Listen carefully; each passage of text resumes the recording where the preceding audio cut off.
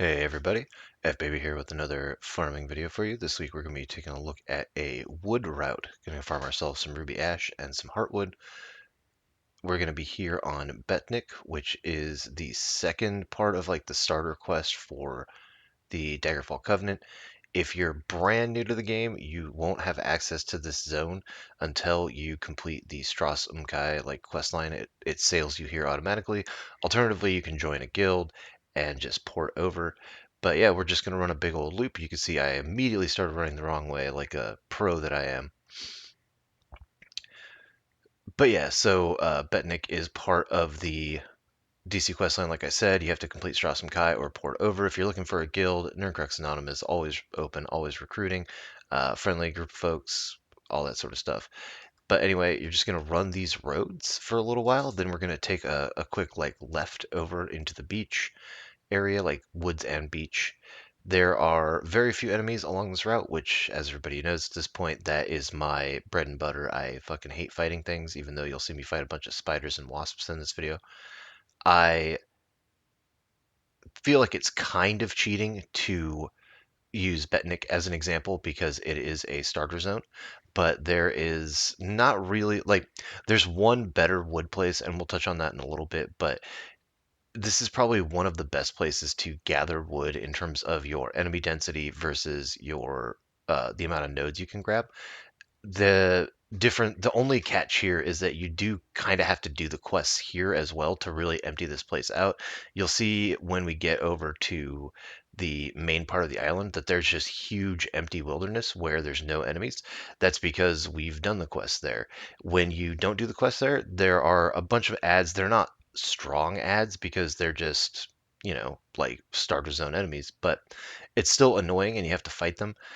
There's If you do all the quests here, the only thing that's left is some wolves, some undead in like a graveyard area that doesn't have a lot of resources, and some spiders that always annoy me.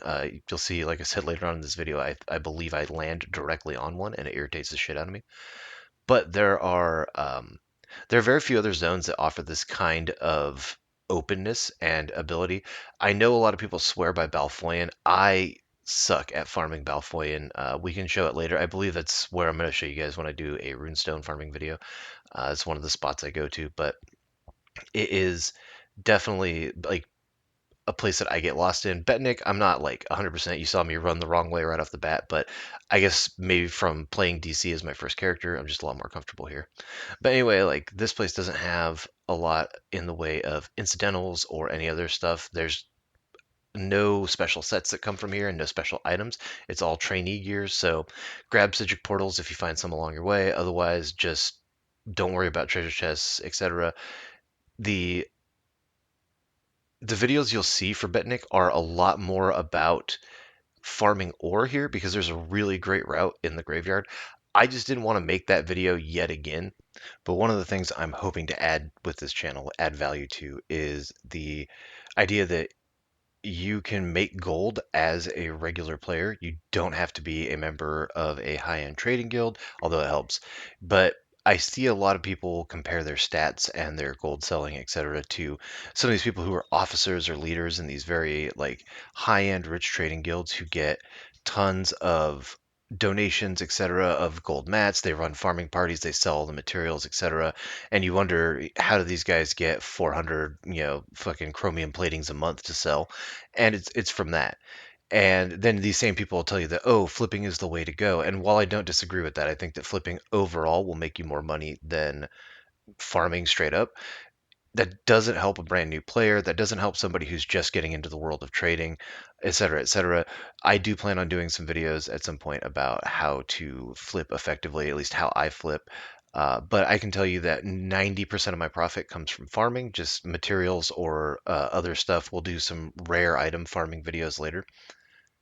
But yeah, I want to add to the conversation the idea that you don't have to be some sort of mega trader here. I'm about to fall in the spider and I'm going to be so irritated with myself.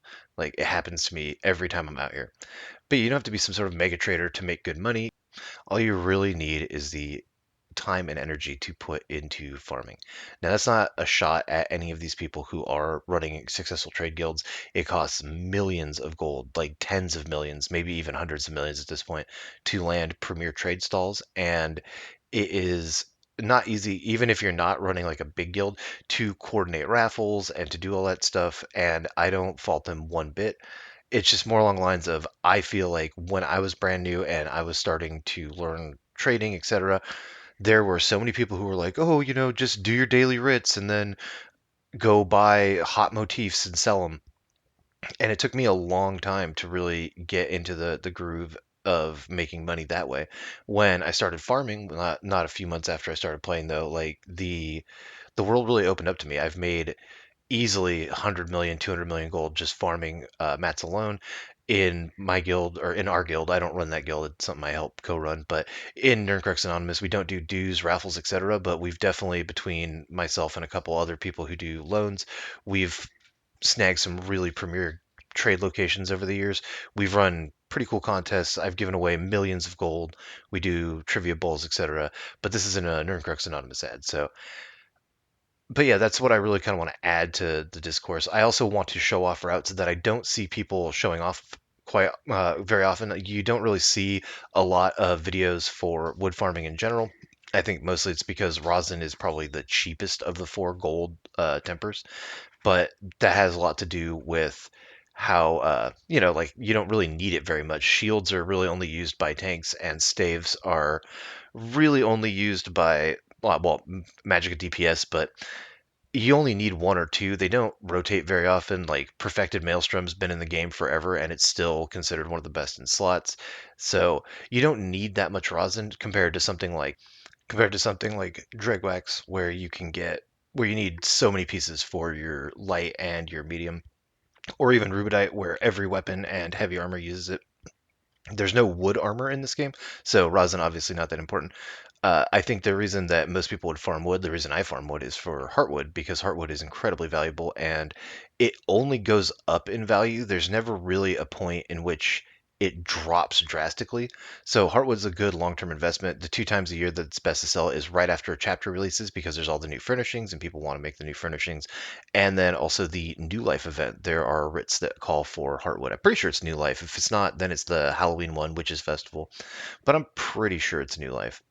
Speaking of events, you probably don't want to come out here during the New Life Festival. There is a quest that will send you out here, and you'll compete with like 1,000 other people for any resources, because people come out here and they're like, "Oh, I might as well farm." So stay away from this area in December. Anyway, stay tuned to this channel. We're going to have a lot more content coming up that has to do with the broader gold making thing.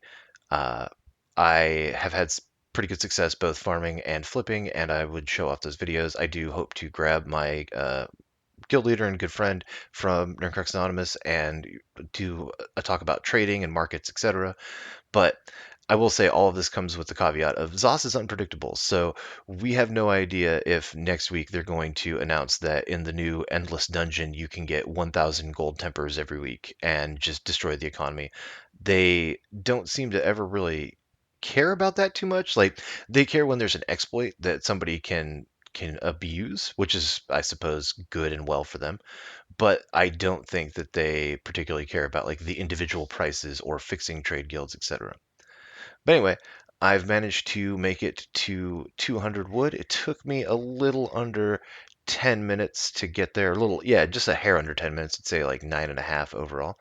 So yeah, thanks for watching. Don't forget to like and subscribe. And I will catch you guys on the next video. Let me know if there's anything specific you want me to show. And I'll talk to you next time. See ya.